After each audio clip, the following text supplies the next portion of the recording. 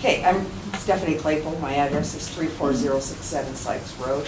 When I was here at the meeting last week, I expressed some concern regarding the Fair Board not agreeing to waive the fee to the Kiwanis for their toy and food bank collection and distribution. At the time that I was at the meeting, Rita, I asked you if you would call Rhonda and ask her if they could waive that due to the special circumstances. And I called you back. Okay, now I talked to Rhonda. She told me that you, first of all, you never asked her to waive the whole fee. Well, I'm sorry, but I did. Okay. At the beginning, I asked her if that was possible. Okay. And what she told me was that she was going to get with the Fair Board members and talk to them and then get back with me. I have not heard back from her, but as you know, the last couple of weeks we've been pretty busy with emergency. So, well, now I talked to her. I talked to her as a follow-up, and she told me absolutely not. They would not do it. Now, there's a couple things that I want to bring up. First of all, just my personal opinion. I think that's about the stingiest thing I've heard out of this county yet, and I'm very disappointed and aggravated. Very rarely does a Fair Board get asked for anything, and especially under these circumstances, to help the kids in Vernonia and the kids in St. Helens and Scappoose and Clatskanie, for them to say no to a measly $800 is beyond me. And in my personal opinion, if they can't afford to waive that $800, then they've got bigger problems than we know, and that needs to be looked into, and I'm going to request that the commissioners look into that. But more importantly, because they want to take that attitude, I want to bring up another point. Ordinance number 98.6, this is a county ordinance, says that Columbia County Museums is not to exceed $15,000 during fiscal year 89-99 for paying the salary and benefits of the Columbia County Fairgrounds Administrator for fiscal years 97-98, 98-99, 99 and 2000 in an amount not to exceed $150,000. This has not been updated. There's no addendums, no newer ordinances. So that's the county rule right now.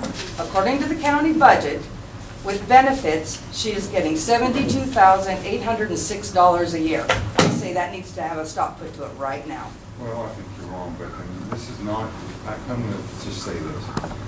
This is highly inappropriate. We do not get interrogated. I'm not interrogating you, I'm just bringing up the facts. And we'll take those facts and follow up with them. But I mean, I'd really like you to change your tone and tenor.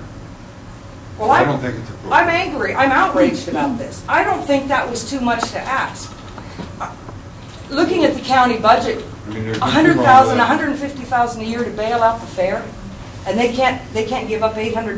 Doesn't that worry you? I totally agree. Let me say something, if I may. I totally agree that there are things about that issue that we talked about last week that we're going to have to look at. Okay. In terms of what you're looking at there, I think you're apples and oranges, and I don't think you're correct. I mean, I believe you think you have something there, but you don't. Well, it says employee information as of June 15, fiscal year 2006-2007. That talks about what we were going to give to the fair for, and I was there, it talks about what we're going to give to the fair for administrator. It doesn't set a wage. There's a difference. And what we give to the fair, because of the budget officer, I'm aware of this. What we give to the fair as the fair operation is different from the general fund, is different than what we give to the fair for the fair operation for their manager. That's the Fair Board issue.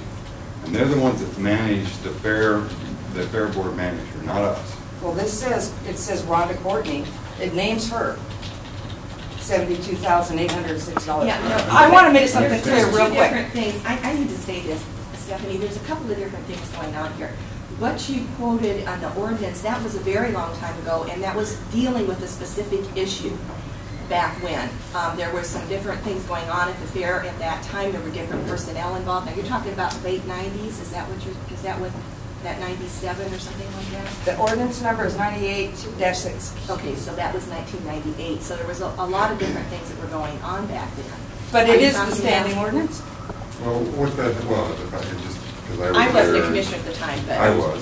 Okay. That was a request at the time. We were giving zero money to the fair. Right. in general fund. That was a request from the fair board to help them employ a manager or somebody to oversee the fair operation and get paid.